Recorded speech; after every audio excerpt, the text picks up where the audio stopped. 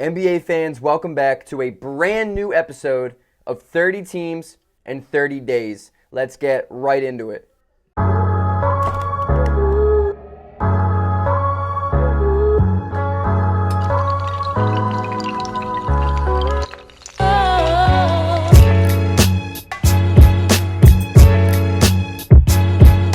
If you're new to the series, welcome. Hit the like button, subscribe. I got consistent content coming out every single day. So if you like good NBA content consistently, then I'm your man. All right, let me break down this 30 teams in 30 days for you if you're brand new to the series. I'm going to talk about a team draft. All right, I'm going to explain the players they've picked, blah, blah, blah. I'm going to talk about it. I'm going to grade it. I'm going to do the same exact thing for the free agency period. I'm going to grade it at the end of it. Then I'm going to talk about their roster configuration, how their rotation looks. I'm not going to talk about every single player on the team, but I'm going to talk about key contributors to the team and a projected starting five. Then I'm going to talk about 3 remaining questions that I have for this team in the upcoming season. Then I'm going to give you an overall grade of their offseason, an evaluation as to why I chose that grade. Then a brand new addition because of my man Golf in my comment section saying I should do every team's jersey. So from here on out, I will start grading their jerseys too. So I'm going to talk about the Warriors jersey at the end, and very, very last thing, I'm going to predict where I think they will land in the standings for this coming season. And today, I have the Golden State Warriors. So the Golden State Warriors had the second pick in this past draft, right? Obviously, everyone knows they took James Wiseman from Memphis, big man. James Wiseman is a very talented kid. There's no denying that. His ceiling is extremely high. If he can develop a consistent mid-range jumper to the outside perimeter, three-point range, he's going to be an all-star, personally, I think. The question is, will he get there? Right now, he's more of a rim runner 5, and he's a very athletic, good defender, probably on the interior. So I'm looking forward to James Wiseman. I think he's in a great situation for him to thrive early on, too. So I think he's going to have a good career, and I think it's a really good pickup for Golden State. With the 48th pick, they took Nico Mannion, who I actually had going late in the first round. I like Nico Mannion. I think he's okay. I think he's a good shooter. I think maybe he can find himself a nice role in Golden State in a year, maybe. And with the 51st pick, they selected Justinian Jessup, who I said a while ago, actually, right after the draft on my initial reactions, was a fantastic pick. Jessup is a knockdown shooter. I'm thinking he's going to hit 40% from 3, when he starts getting time. Whether or not that's going to be this year, who knows? I don't think he'll probably get much PT this year, but I think he's going to be a decent player. I think he has the potential to be a good role player for a team like Golden State, who really can utilize his perimeter shooting as much as they can. The draft grade, I gave him an A-. I thought they did really well. There's a high upside pick there in Nico Mannion. And it's not really a big risk. It's a low risk, kind of mediumly good reward at 48. So I like that. In free agency, obviously everyone knows they traded a future first round pick for Kelly Oubre. But the thing is, the way the construction of that pick looks, it looks like it's going to just convey into a second rounder. So, they got Kelly Oubre, Wave Poppy, dude swaggy, he's the man. 3-and-D wing that they needed. They really needed help there. So, they killed it with that one. They signed Brad Wanamaker, who is my man from Pitt. That Pitt team was Sam Young, Brad Wanamaker, Juan Dixon, DeJuan Blair, Levance Fields. Dude, that was my childhood right there. That was my squad. I love that team. So I will always have a soft spot for Brad Wanamaker. I like him. He's a good shooter, though. He wasn't terrible for Boston. He actually was a lot better than I thought he was going to be. So, good for him. And then they signed Kent Bazemore, who, at the peak of his career, was a 3-and-D player, but I just don't think he has what he used to have. There's nothing wrong with that. They lost Kai Bowman. They waived him, which I thought was surprising because I thought Bowman played pretty well last year for him, but, it's not going to be a huge loss. And they lost Dragon Bender.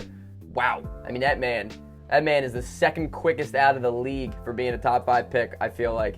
Him and Anthony Bennett, of course, because that guy sucked. That guy sucked. And unfortunately, as you know, they lost Klay Thompson, who, the more I read and the more I listen to players, to analysts, to commentators, to people around the NBA circles, everyone talks so highly on Klay Thompson. I was thinking that Klay Thompson could possibly be the most well-liked player in the NBA, like well-liked superstar in the NBA. because you don't really hear people say they dislike Klay, which is ironic because he's on the Warriors, and a lot of people don't like the Warriors, myself included. But I love Klay. Like, Klay Thompson is just such a great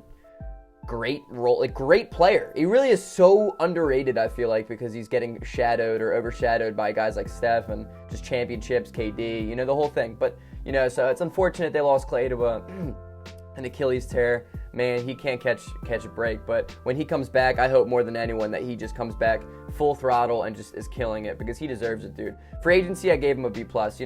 You can't give him a less grade because of Klay Thompson. And I think that Kelly Oubre pickup was fantastic. They basically traded nothing for it, so I'm here for it. I think it was a great move. So right now, my idea of what I see their starting five as is probably Steph Curry at the 1, obviously Andrew Wiggins, Kelly Oubre Jr., Draymond Green, and then James Wiseman at the 5. That's a really, really good starting 5. It really is. I don't want to get into too much. I'll talk about it in my questions. So, and their bench is looking like Eric Pascal, who's a really good ball player, had a great rookie year last year. Marquise Chris, who revamped his career as an athletic 5 rim runner. I like him. He's a good rebounder. He can shot block a little bit. Jordan Poole, who I think can have a pretty good step in his game this year. He's a really good deep range shooter. He reminds me a lot of Isaiah Joe, Sixers fans. Brad Wanamaker, Kent Bazemore, I guess. You can get Kevon Looney. I mean, there's other dudes, too. I just don't want to feel like naming their whole team. So if you're a Warriors fan, don't be like, oh, my God, you missed in the comment section. I know I missed them. I'm doing it on purpose. Their roster looks pretty good, though. I mean, depth isn't amazing. They don't really have a lot of guys. They don't really have a backup guard, which is unfortunate for them, for sure. That might hurt them, especially losing Klay, dude. That's so unfortunate. It really is so unfortunate for Warriors fans. But, so I got 3 questions. One is a 2-parter, so hear me out, all right? 1A, will Wiggins be able to make up at all for the loss of Klay Thompson? Now, I'm not saying, can Andrew Wiggins give you 23 points a game on 42% from 3 and elite all-NBA defense? That's not what I'm saying. What I'm saying is, can Andrew Wiggins take a bigger step in his own, career? Can he reach a level he hasn't reached yet and come up clutch for Golden State? Personally, I don't know.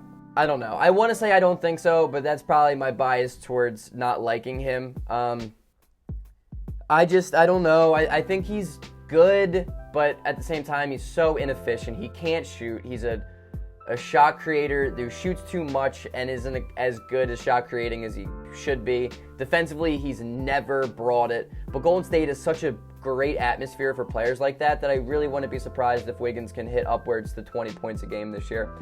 Especially maybe as the second go-to scorer, which he may need to be for a team like this to be successful. And then 1B, like I said, man, will Klay ever be able to come back after what happened this year, after his injuries? And man, just as an NBA fan, just as somebody who appreciates the game, appreciates the players who put everything in their entire life up until the point that they reach, I have nothing but respect for guys. And, I hope from the bottom of my heart Klay Thompson can return from it, because, man, he deserves it. He's a hard worker. He's a good scorer. He keeps his mouth shut all the time.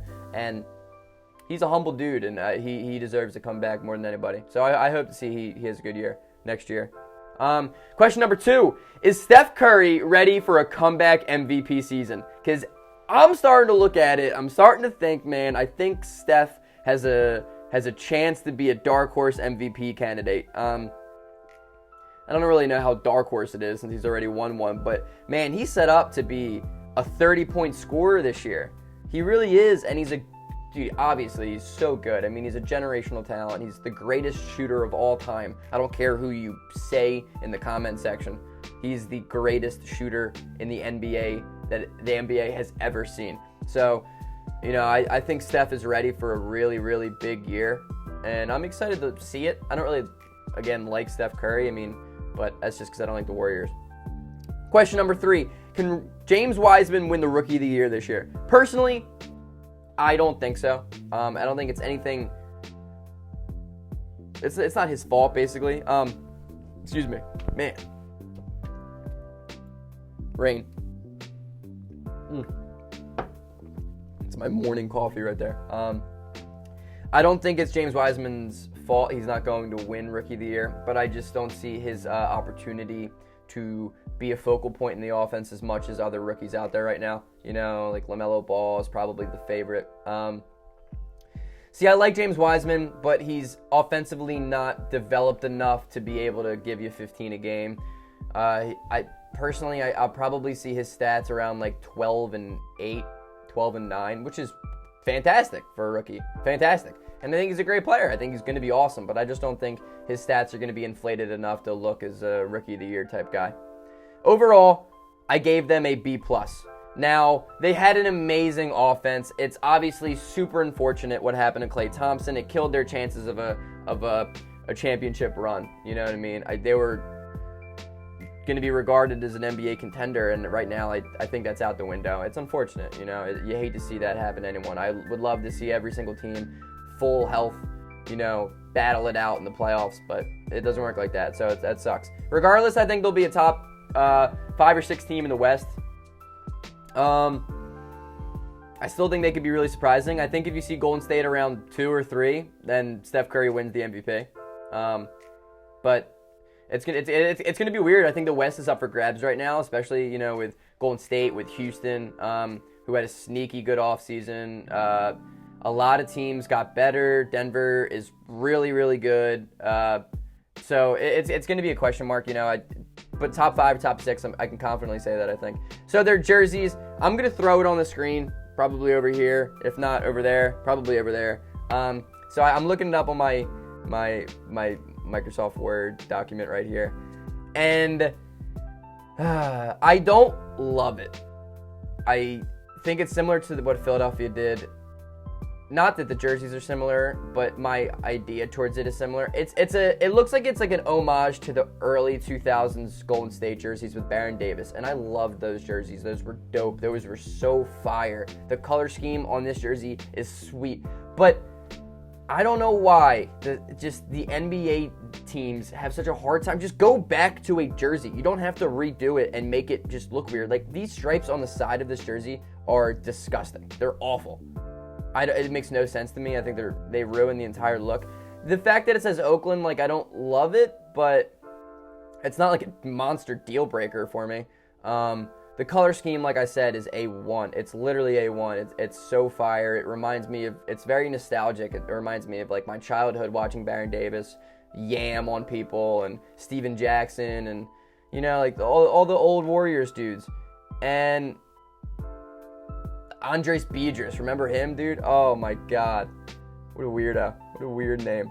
But I just don't love it. I think I like the idea that it's an homage to the early 2000 jerseys, but just go for it, dude. Don't just rip it off and just try to make some new jersey. Just go for it, please.